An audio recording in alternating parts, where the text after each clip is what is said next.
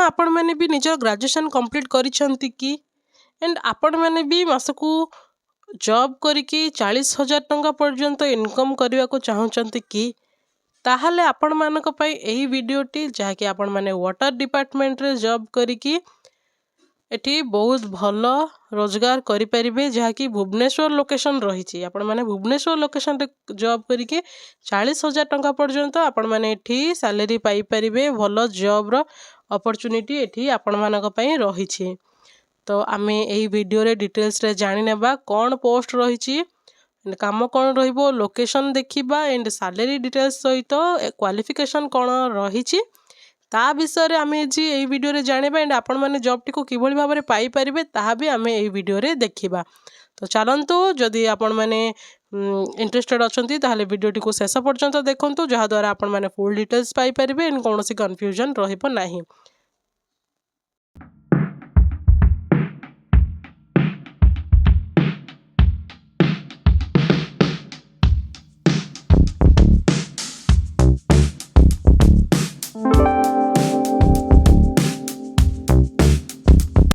Hello friends नमस्कार जय जगन्नाथ आपण मानक आम YouTube channel join to job रे बहुत बहुत स्वागत जनाऊँ। फ्रेंड्स आज आम ये जानिबा जॉब रो डिटेल्स जहाँकि ICAR IIMM रिक्रुटमेंट 2025 जहाँकि Indian institute of water management रोची। तो से जॉब कौन कौन आसी से विषय आम आज जानिबा डिटेल्स टी जदि आपण माने आम चैनल को प्रथम थर करी आछंती ताहले चैनल को सब्सक्राइब करि नेबे एंड पाखरे थिबा बेल आइकन को मध्य ऑन रखिबे जहा द्वारा आपण माने एई भली भाबरे सब डिटेल्स पाई परिबे जॉब रो डिटेल्स सहित इन्फॉर्मेटिव वीडियोस भी आपण माने आम चैनल माध्यम रे पाई परिबे। तो चलंतु डिटेल्स टी देखिबा। ICAR IIMM recruitment 2025 ICAR Indian Institute of Water Management has recently published a latest job notification for the post of senior research fellow, young professional and field assistant through online application form। तो यहाँ आपण मैंने online रे ही apply करि परिबे।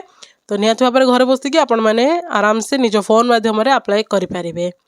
ICAR IIMM recruitment 2025 रे organisation name रोची ICAR Indian Institute of Water Management who can apply all Odisha candidates Odisha समस्त कैंडिडेट एथिपाई अप्लाई करि परिबे।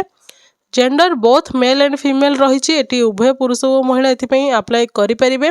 पोस्ट नेम रही senior research fellow young professional and field assistant रही SRF YP एंड FA जॉब लोकेशन ओडिशा रही। इम्पोर्टेंट डेट्स देखिबा ताहले एटी इम्पोर्टेंट डेट्स रे रही।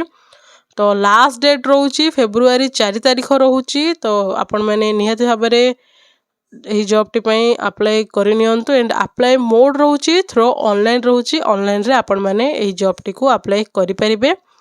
तो जल्दी जल्दी आपण मैंने एही जॉब टी को अप्लाई करि नियंतु डिटेल्स टी जानि सारिला परे निहाती भाबरे अप्लाई करि नेबे आ डेरी न करिकी वैकेंसी डिटेल्स देखिबा। एटी सीनियर रिसर्च फेलो पई 2टी पोस्ट एंड यंग प्रोफेशनल पई गोटे पोस्ट फील्ड असिस्टेंट पई गोटे पोस्ट रही। एंड ताहले देखिबा एटी candidates do not have to pay any application fees for ICAR IIMM recruitment 2025। तो ये एप्लिकेशन फीस कौन सी भी चार्जेस लागू हेउ नहीं। तो फ्री रे आपण माने अप्लाई करि परिबे। तो निहाती भाबरे जदि आपण मानकर क्वालिफिकेशन रहिथिबो जदि ठीक ठाक अछि ताहले निहाती भाबरे आपण माने एठी अप्लाई करि नेबे।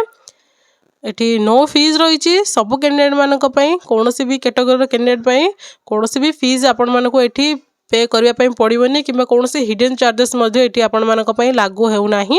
तो केउटी भी कोबळी भाबरे भी कोनोसी भी पेमेंट आपण माने काहाको भी करिवे नाही। एजुकेशनल क्वालिफिकेशन देखिबा तो SRF रही एठी SRF जहाँ रोची senior research fellow.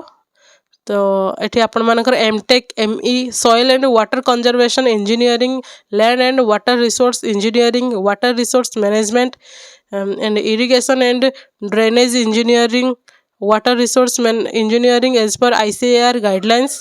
NET NET qualification is essential for candidates with 3 years of bachelor's degree, for candidate with 4 or 5 years of bachelor's degree or candidate with PhD degree in above mentioned subject.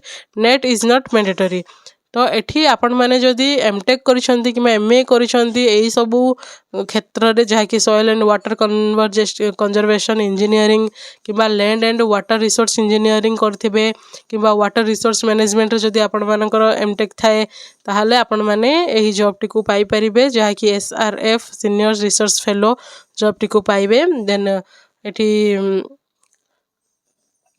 आ गोटे post भी रही MSc भी करथिले आपण माने पाई परिबे MSc in fruit science vegetable science and floriculture biotechnology soil science and agronomy plant psychology then एठी अछि एटी MSc in horticulture in fruit science vegetable science ये सब जिन जब आपण मैंने कर भी जॉब टी अप्लाई करेंगे। देन रही यंग प्रोफेशनल रही diploma BTech ITI in computer science electronics in instrumentation then ये आपण मैंने जब कंप्यूटर प्रोग्राम स्किल जानते ताहले नियत भाव में आपण मैंने जॉब टी करेंगे। देन फील्ड असिस्टेंट रही bachelors degree in any branch of science agriculture horticulture जदि आपण मैंने डिग्री कंप्लीट करिसंती कौन सी भी साइंस रे ताहले आपण मैंने ये जॉब टी अप्लाई करेंगे। तो ये सैलरी देखी नेबा सीनियर रिसर्च फेलो रही 37,000 सैलरी एंड यंग प्रोफेशनल रही 30,000 रही एंड फील्ड असिस्टेंट रही 15,000 रही 15,000 एठी रही। सिलेक्शन प्रोसेस रही प्रथम ये इंटरव्यू देन डॉक्यूमेंट वेरिफिकेशन रही। तो प्रथम आपण मानकर इंटरव्यू हेबो इंटरव्यू पर आपण मानकर डॉक्यूमेंट वेरिफिकेशन हेबो देन आपण माने ए जॉब टी को पाई परिबे।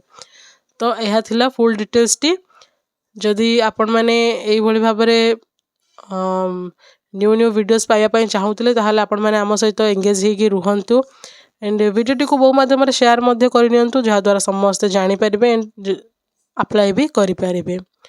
तो पुणी थरे आमे एई भली भाबरे न्यू इन्फॉर्मेटिव वीडियोस रे देखा हबा से पर्यंत रहुछु नमस्कार जय हिंद।